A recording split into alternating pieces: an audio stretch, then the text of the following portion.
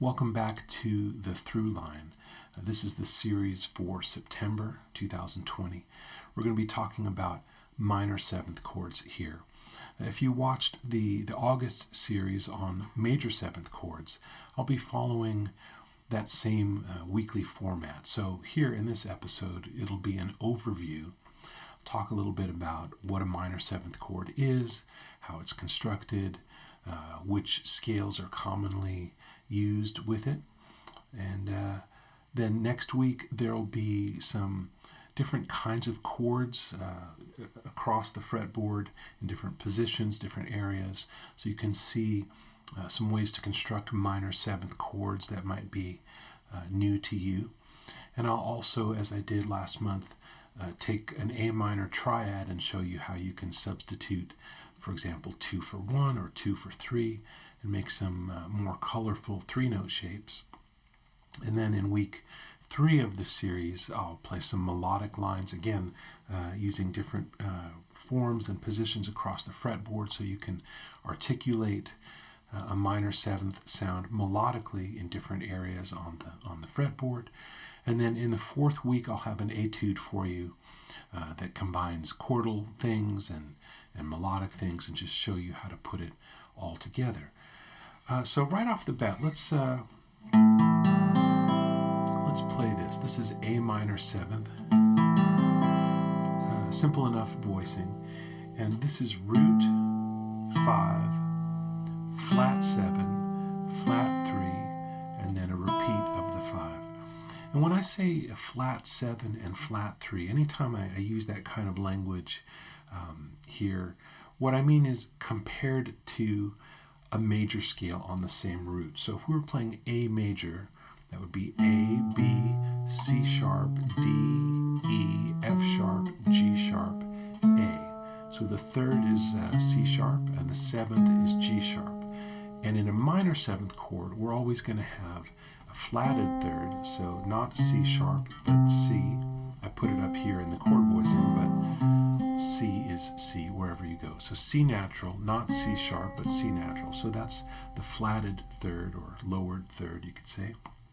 And then same with the 7th. 1, 2, 3, 4, 5, 6, 7. In an A major scale, we would have G sharp, but in A minor 7th, we have a flat 7th. In any minor 7th chord, if the chord symbol says minor 7th, the 7th is flatted in comparison to the major scale on the same root. So I hope that makes sense. So that's the structure of it. And now I want to talk about 3 scales that are commonly used when you have an A minor 7 chord, or any minor 7 chord, but all of these will be rooted on A, just to keep it simple. So the first one is the natural minor scale, and that doesn't have any flats or sharps. It's really the same notes as a C major scale, but A minor is the relative minor of C major. So we'll use the same notes as a C major scale, but with the root now on A. So we have A, B, C, D, E, F, G, A. And again, you can look at that compared to a major scale and think about, there's the minor 3rd, flat 6, compared to the major scale, which would have F sharp, flat 7, G natural, not G sharp. So we can think of this scale as having a flat 3, flat 6, and flat 7. The triads that are in here are A minor, B diminished, C, D minor, E minor, F, G, and A minor. I'm not playing exactly what's on the PDF here. Down you can see they're in root position, the triads, and I'm playing them just in a little more bright sounding register, and also in an inversion. So I hope that's not confusing, but this is a common A minor shape, so I thought I would just take that up triad by triad.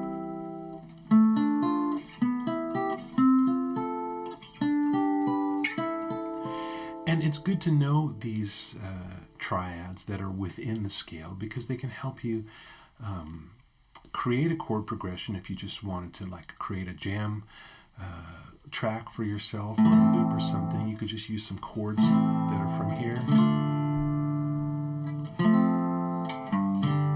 So I went A minor, D, F, G.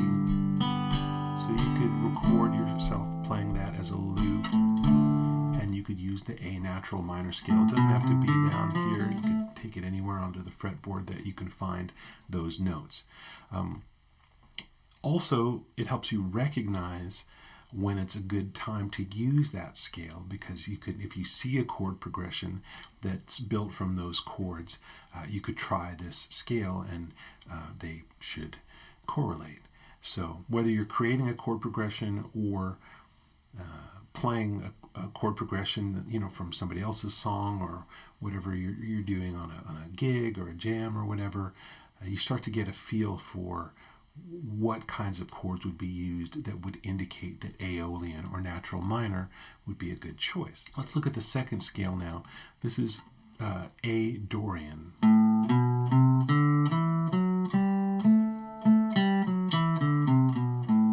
So slightly different. It's got an F sharp in it, which we would say is the natural sixth. So 1, 2, flat 3, 4, 5, natural 6, flat 7, back to 1. Because of that F sharp, we have a slightly different collection of triads. So we have A minor, B minor, so not B diminished, but B minor, because we have F sharp, not F natural. C, D major, not minor, E minor. Now we get a diminished chord, F sharp diminished. So I'll play it here. G, A minor.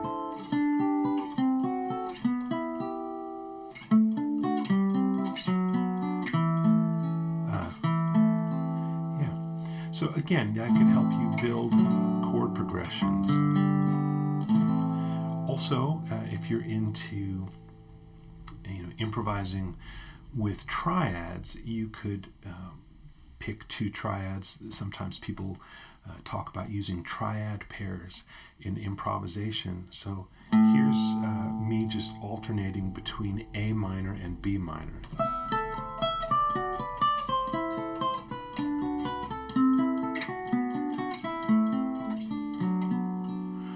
And you could really pick any two.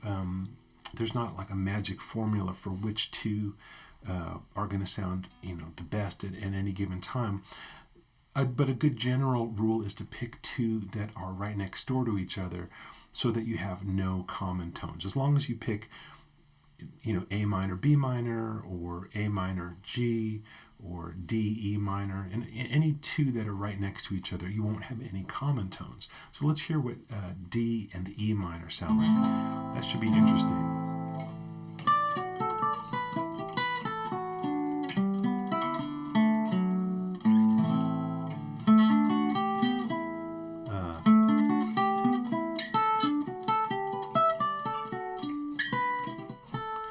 And I think that's pretty interesting because there's no C, there's no C in either the D or E minor. And that's cool. C is a really definitive tone in A minor. By leaving that out, it sounds a little more like it's floating on top. So if you want to create that kind of quality, choose two triads that don't have C. If you want to feel a little more grounded in the harmony, pick two triads that include C. So you can include B minor and C, or A minor and G. You could F sharp diminished and E minor. There's a C here. So that's the idea that you could use triad pairs. Now this is the third scale that we're looking at. This is the A Phrygian mode, and it's like this. So it's got 1, flat 2, flat 3, 4, 5, flat 6, flat 7, and back to 1. So Lots of altered notes here, especially, again, compared to an A major scale. This is quite different. It's more like an F major scale is really what it is. It's the third mode of the F major scale. So as such, the triads may look familiar. If you know the triads from F major, this will be all of those triads except that we're thinking of A minor as the home base. So A minor, B flat, C, D minor, E diminished, F, G minor, A minor.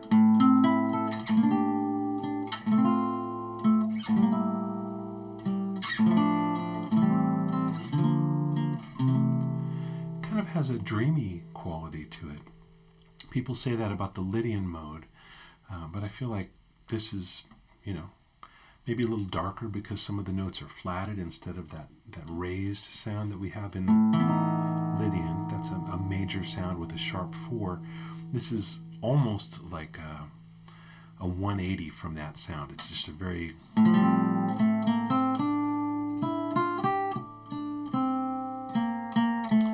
dark sound, but still kind of dreamy and floaty. At least that's how it sounds to me.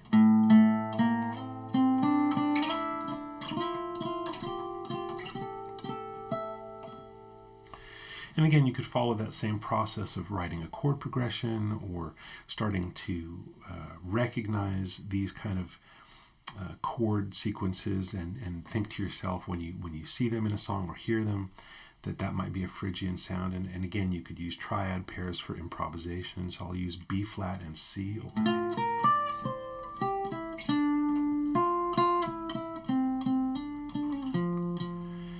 Earlier I was thinking about triads in a more literal way. Now I'm just thinking about the notes of those triads. So B flat triad is B flat, D, F, and C triad is C, E, G. So you could just create little melodic ideas by jumping around.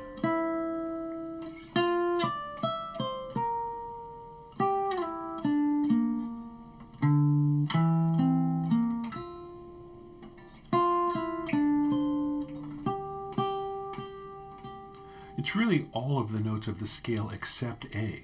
So we've got B flat, D, and F from the B flat triad, and we've got C, E, G. So alphabetically we get B flat, C, D, E, F, G, and then back to B flat again. So it's like a 6-note version of the scale, and it doesn't have the A in it, and that's really cool because presumably the bass player is going to play A, and somebody playing chords is going to probably have an A in there. So if we choose a pair of triads that doesn't have A, it should help the music have a little more dimension to it rather than just being kind of stuck in the mud a little bit. So check out this worksheet, make up some chord progressions in each of the scale choices. Improvise a little bit. Don't just play in the open position. Try to play in different places on the fretboard. And I'll be back with another episode next week talking about chord voicings and how to play some chords. Hopefully some new sounds for you on A minor 7th. Hey, this is Adam again. If you enjoyed this lesson, if you learned something here today, I hope that you'll consider joining Guitar Tips Pro. That's my page over at Patreon, and it's a subscription thing. You can pay as little as $10 a month, and there's higher tiers that give you more benefits.